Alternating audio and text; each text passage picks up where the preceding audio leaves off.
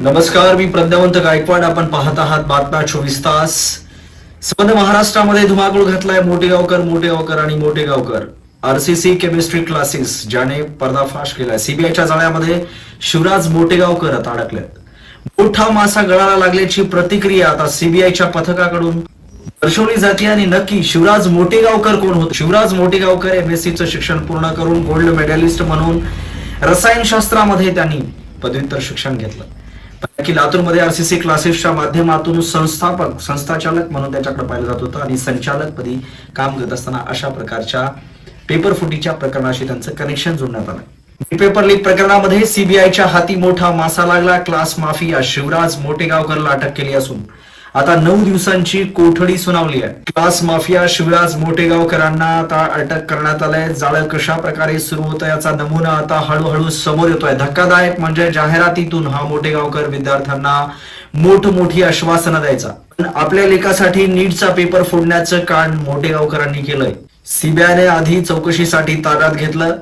8 तासाच्या चौकशीनंतर नीट 2026चा पेपर फुटी प्रकरणात मोठेगावकरचा हात असल्याचं स्पष्ट झालं. अगोदर माजी प्राचार्य पी.व्ही. कुलकर्णी यांची कसून चौकशी करण्यात आली आणि त्याच चौकशीच्या दरम्यान शिवराज मोठेगावकरांचं नाव समोर आलं होतं. आणि तदनंतर शिवराज मोठेगावकरांची देखील तपासणी करण्यात आली आणि 8 तासाच्या तपासाअंती मोठेगावकर दोषी असल्याचं आढळून आलंय. अशा प्रकारचं रॅकेट लातूर पॅटर्नच्या नावाखाली आरसीसीचे संस्थाचालक मोठेगावकर यांनी चालवलेलं पाहायला मिळालं होतं. आणि अनेक गरिबांच्या मुलांच्या भवितव्याशी खेळण्याचं काम देखील शिवराज मोठेगावकरांनी केलं होतं. नक्कीच आता नागरिकांमधून रोष देखील व्यक्त केला जातोय. त्याच्या आरसीसीच्या ज्या संकुलामध्ये तोडफोड करण्यात आली आहे त्याच्या कार्यालयावरती आता काळ ऑइल फासण्यात आलंय. मोठेगावकर गुणवत्तेच्या नावाखाली विद्यार्थ्यांना दाखल करून घ्यायचा आणि त्या ठिकाणी अशा प्रकारचं रॅकेट चालवायचा. 2026चा नीटचा पेपर जो आहे तो फुटलेला आहे आणि आता तो 5 लाख 10 लाख 15 लाखाच्या जशी ऐपत असेल तसे पालकांना विकण्याचं काम शिवराज मोठेगावकरच्या माध्यमातून करण्यात आलंय.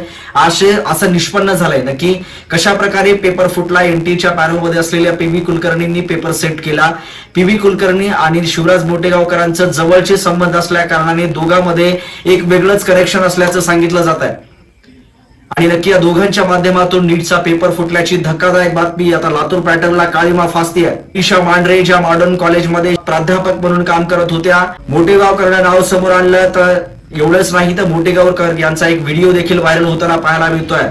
ज्यांनी मोठेगावकरांनी ज्या 3 तारखेच्या परीक्षेच्या अगोदर मॉक टेस्ट घेतलेली होती त्या मॉक टेस्टच्या दरम्यान 42 प्रश्न तसेच्या तसे तंतोतंत नीटच्या परीक्षेमध्ये येतात कसा हा सवाल एका पाल्याच्या पालकाने उपस्थित केला होता. पाल्य आणि पालकाने त्याच्या विरुद्ध तक्रार दाखल केल्यानंतर सीबीआयनं पुढचं पाऊल उचललं आणि शिवराज मोठेगावकरच्या विरोधामध्ये एक गुन्हा दाखल करण्यात आला. आणि त्याच अनुषंगाने सीबीआयनं देखील त्याच्यामध्ये दखल घेऊन सखोल चौकशी केली. त्याअंती या सर्व गोष्टी निष्पन्न झालेल्या आपल्याला पाहायला मिळतात. तब्बल 48 कारवाया त्याच्यावरती करण्यात आल्या. त्याच्यावरती 48 गुन्हे दाखल करण्यात आलेत आणि आता हळूहळू सगळेच पालक जे आहेत ते एकत्र होताना पाहायला मिळतात.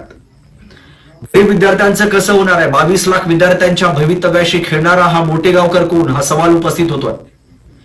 नक्कीच गरीब मुलांच्या विद्यार्थ्यांनी शिकायचं नाहीये का हा सवाल देखील उपस्थित होतोय. मोठ्यांच्या लेकरांनी शिकायचं, गरीबांच्या लेकरांचं काय? व्हिडिओमध्ये पेपरमध्ये आलेले प्रश्न आपल्या क्लासमध्ये कसे आधी शिकवले गेले होते मोठ्या जिकिरीनं सांगणारे मोठेगावकर त्याच व्हिडिओमुळे आता चर्चेमध्ये आलेत आणि त्याच व्हिडिओची चर्चा झाल्यामुळे ती आता गोत्यात देखील अडकल्याचं पाहायला मिळत आहे. क्लासने कशी विद्यार्थ्याकडून तयारी करून घेतली होती असा व्हिडिओचा आशय होता. याच व्हिडिओवरून आता सीबीआयला संशय आलाय. नक्की 42च्या 42 प्रश्न, इत्यंभूत प्रश्न हे परीक्षेमध्ये कसे काय येऊ शकतात हा संशय देखील सीबीआयला आलेला होता.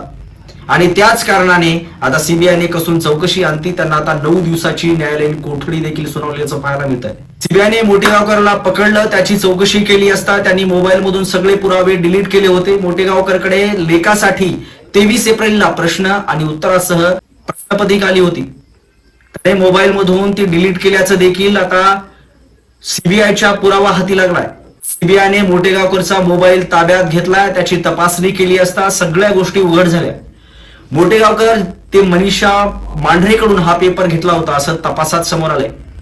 मनीषा मांढरे देखील एक प्राध्यापक म्हणून मॉडर्न कॉलेजमध्ये पदावरती आहेत आणि त्यांनी या पदाचा गैरवापर केला. पी.व्ही. कुलकर्णी आणि मनीषा मांढरे आणि शिवराज मोटेगावकर यांनी मिळून हा पेपर जो आहे त्याच्या मुलासाठी 23 एप्रिललाच त्यांच्या हातामध्ये पडल्याचं भाकीत केलं जात आहे.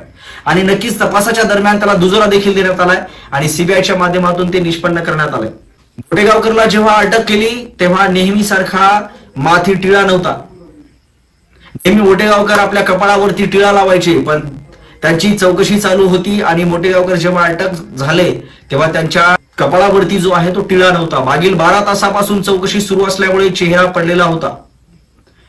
तोंडाला रुमाल लावून त्याला सुनावणीला नेण्यात आलं होतं. जेव्हा पत्रकारांनी प्रश्न विचारले तेव्हा उलट तो पत्रकारावर भडकला, लालबुंद झाला रागाने.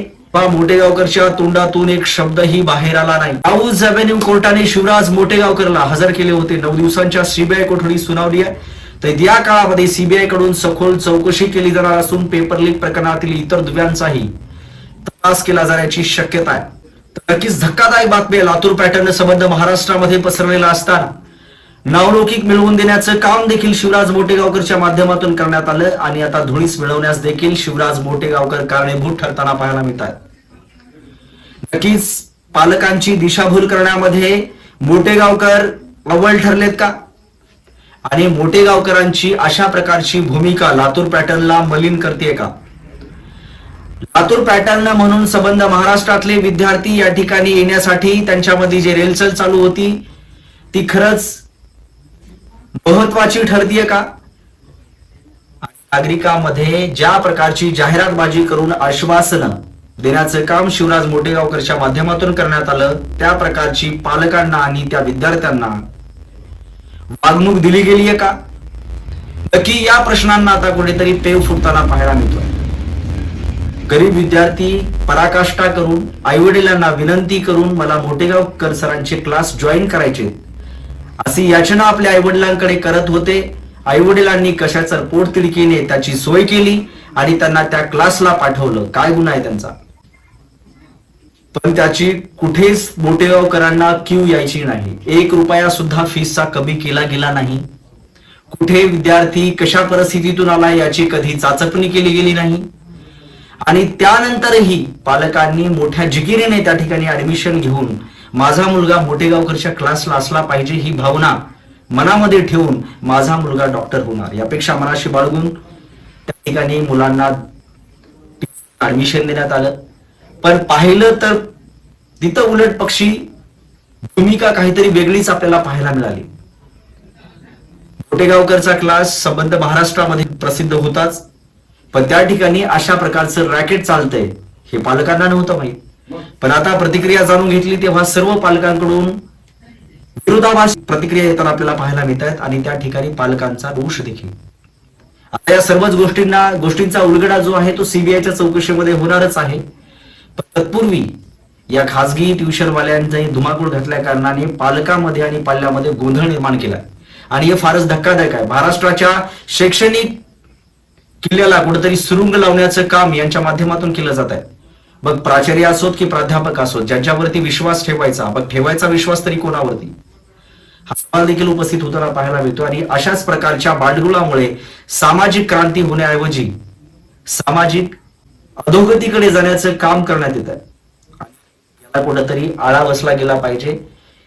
यासाठी आता ज्या 48 कारवाया करण्यात आल्या मोटेगावकरवरती त्याच्याकडे सर्वांचं लक्ष लागलंय. आता या कारवाईच्या नंतर त्याच्यावरती सीबीआय काय निर्णय घेते याच्याकडे सर्वांचे लक्ष लागलंय. या संदर्भातले अपडेट्स आपण जाणून घेतली बातम्या 24 तासच्या माध्यमातून. कॅमेरामन दिनेश कांबळेसह प्राध्यापक गायकवाड, बातम्या 24 तास.